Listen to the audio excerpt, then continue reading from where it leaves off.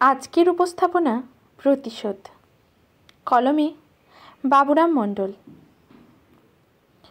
বৌভাতের ঠিক 3 দিন পরে গভীর রাতে বিছানা ছেড়ে বউ উঠাও। নিশ্চিত ভোর রাতে পালিয়েছে। আগের রাতেও আমার পেটে পা তুলে শুয়েছিল। সখানে সোহাগের কথা বলেছিল। ঠাস ঠাস 4-5টা চুমু খেয়েছিল।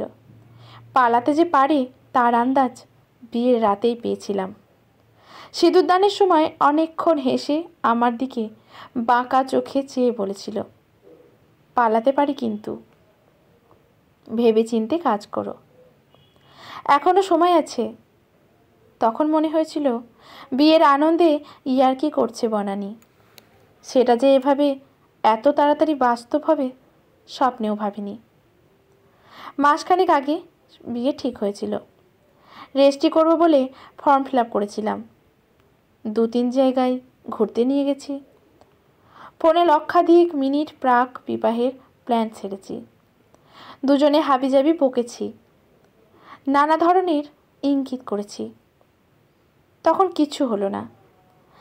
আর এখন সবার মুখে চুনকালি রেপে একেবারে থা। আফসোস হচ্ছে তখন কেন বনানীর কথা বিশ্বাস করলাম না, আর একটু তলিয়ে ভাবলাম না। 1 মাস গল্প করে মেয়েটাকেও চিনতে পারলাম না। শুনেছি বউ হারালে মাথা ঠিক থাকে না। সত্যি তাই। ঘণ্টা 2-এর মধ্যেই মেজাজ বিগড়ে গেল। ইস, তখন যদি বনানীর কথা বিশ্বাস করতাম, এই ফ্যাচাকলে পড়তে হতো না। বউ পালানো পুরুষ আর দাঁত হারানো গরুকে নাকি কেউ সম্মান করে না। বিয়ের 5 দিনের মাথায় যার বউ ভাগে তাকে খোঁজা। নপুসক বলে লোকে দেখে দিলেও কিচ্ছু বলার থাকবে না। ভোরে উঠে সর্বাগ্রে মাকে জানালাম। মা সব শুনে বিস্মিত হয়ে চোখ বড় বড় করে বললেন, চুপ চুপ, কেউ যেন জানতে না পারে, খবরদার কাউকে বলিস না।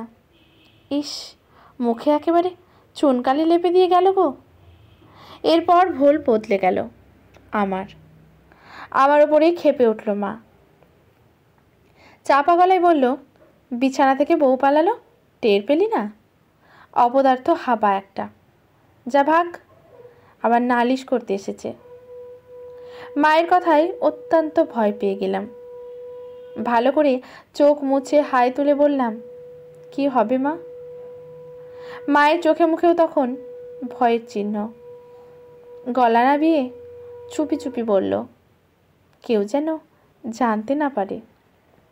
জিজ্ঞেস করলে বলবি বাপের বাড়ি গেছে, আসতে দেরি হবে।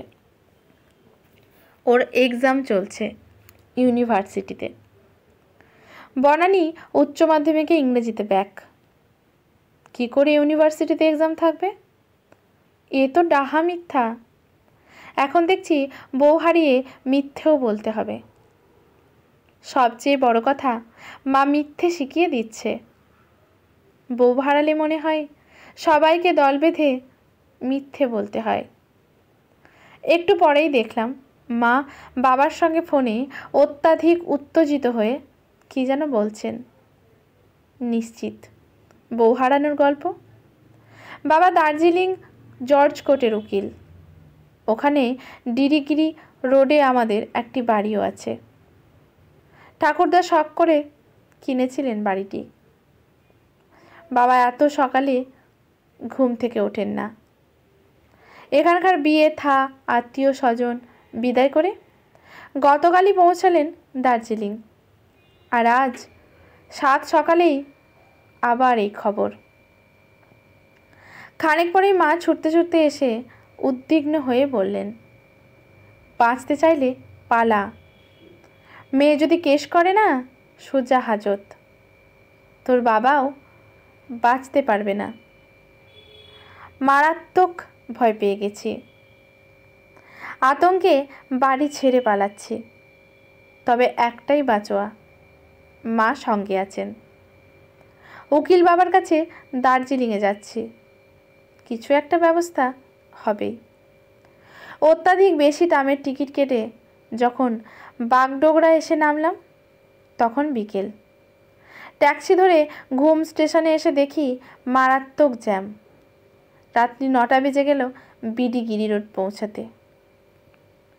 রাতে বাবা গম্ভীর হয়ে সমস্ত কিছু মনোযোগ দিয়ে শুনে এই মানেন কি সেই মানেন। আমি যে বড় হয়েছি, অ্যাডাল্ট হয়েছি, বিয়ে করেছি সেটা ভুলেই গেছেন। এই বয়সে ছেলেপুরুকে কেউ ধমকায় না, মারেও না। আমার বউ হারিয়েছে বলে ওনার কোনো দুঃখ নেই, যত দুঃখ বউ ভাতের টাকা খরচ নিয়ে।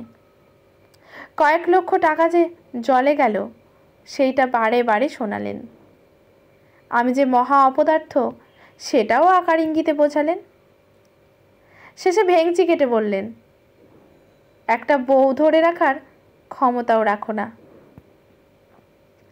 রাতে দেখলাম মা বাবার সঙ্গে একান্তে গোপন বৈঠক করছেন। নিশ্চিত কেস সাজাচ্ছেন। এই গল্পটির শেষ অংশ আগামীকাল। আজকের মতো এখানে সমাপ্ত। আপনারা যদি গল্পটি পুরো শুনতে চান অবশ্যই চ্যানেলটি সাবস্ক্রাইব করে বেল নোটিফিকেশানটি অল করে দেবেন। আর ফেসবুক থেকে দেখলে পেজটি ফলো করে রাখবেন, যাতে গল্পের শেষ অংশটি আগামীকাল পোস্ট করার সাথে সাথেই নোটিফিকেশানটি পৌঁছে যায় আপনাদের কাছে। ধন্যবাদ।